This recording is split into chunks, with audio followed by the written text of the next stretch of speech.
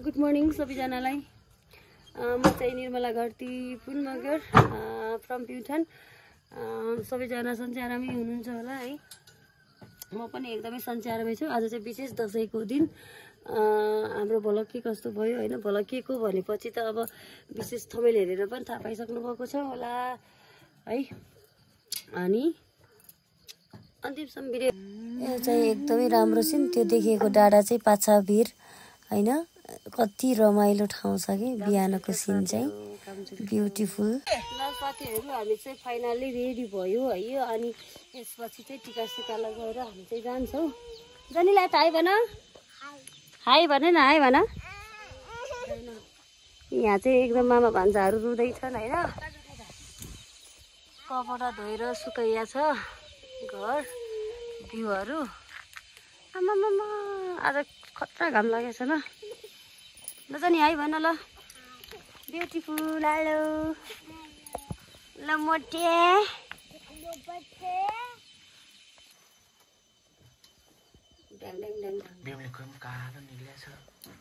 अब कहाँबाट गोरो निकाल्नु तेरो बाबाट आइन्थ्यो र तर बिमेल मार आएर होइन के त्यो त छालन कालो हो त, त्यो तिगुन कालो देखे चाहिँ महावीर कति खन्किया हो किन नानी पैसा दिनु बिटाले आस्किन दिने बाले किन्ने बाइक पला भाइ स्टल ठोर भने न लाइदिनु लाग्छ के अहिले त हैन। अब टुम गरे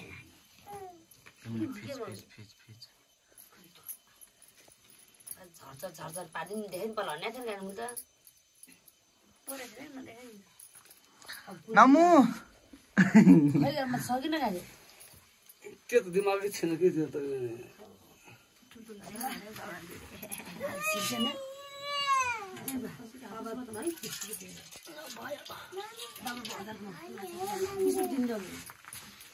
कतिका दिन बाद हो र बा एकछिन फुर्काइदिनु कि बाबु।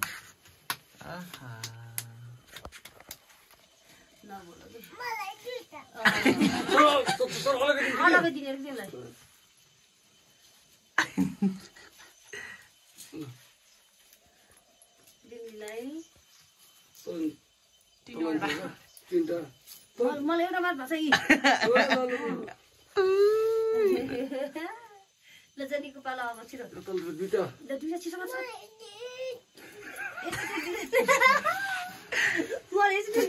त्यस्तो भुल गरेर माइन्छ 50 दिनु न ठुलो ल। यो यो हो कि यो भन त पुलाउने तिनटा ले है पुलाउने पुलाउने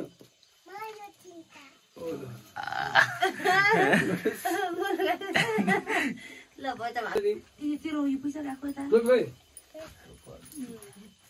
ल पुलाइदिनु मम्मी आज त नराउ न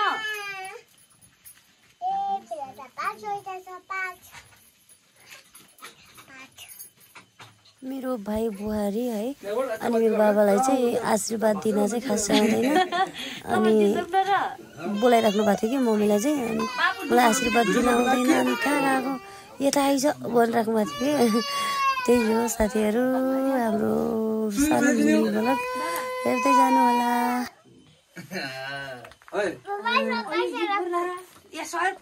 यो चाहिँ हाम्रो बाजेको घर, बहिनी भावना र कान्छी आमाले टिका लगाइरहेको भिडियो।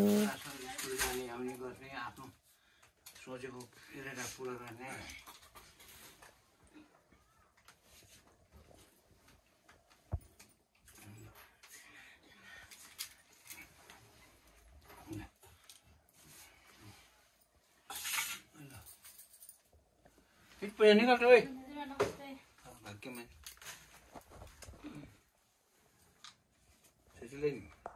बिस्तार निकाल्नु बिस्तारै।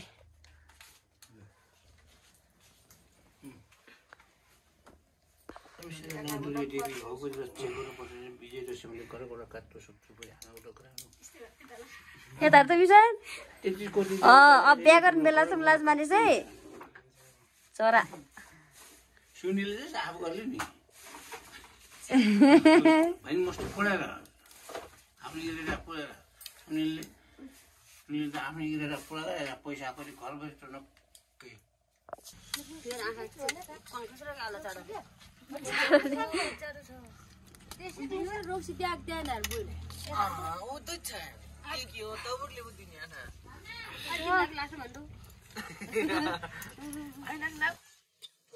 तिमीहरू किन रुवाएको बाबु?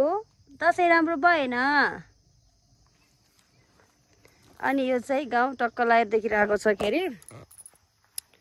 ए जनिला यता यता हेर त, बाटो कस्तो छ नानी? बाटो हेर त यता।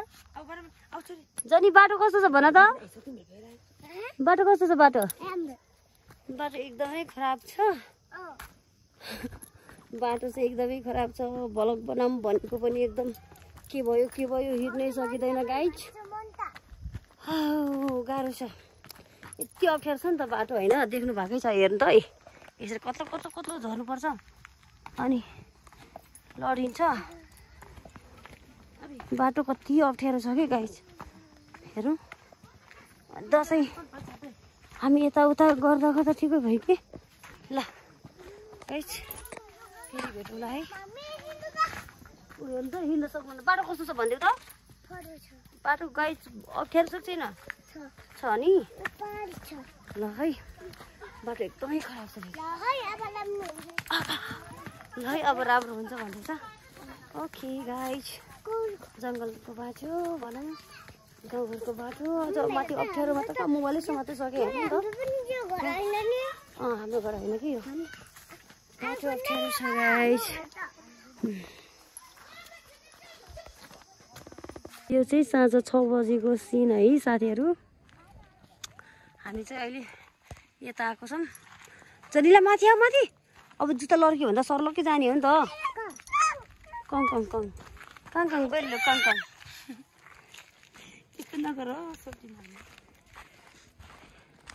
अहिले चाहिँ बाटो यतिको बाटोमा चाहिँ आएको छौँ माथिबाट झरेर। बाटो राम्रो भयो नि भन्छ। बाटो राम्रो छ? बाटो राम्रो छ साथीहरू। दसैँ के कस्तो भयो यस्तै छ है हाम्रो दसैँ। त सम्झना हुन्छ जस भिडियो बनाइराखेपछि।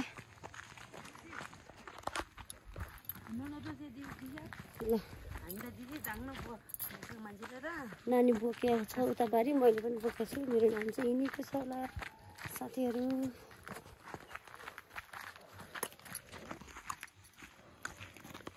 गाउँ है यो प्युठान जिल्ला मण्डपी गाउँपालिका वडा नम्बर 2 डाँडा।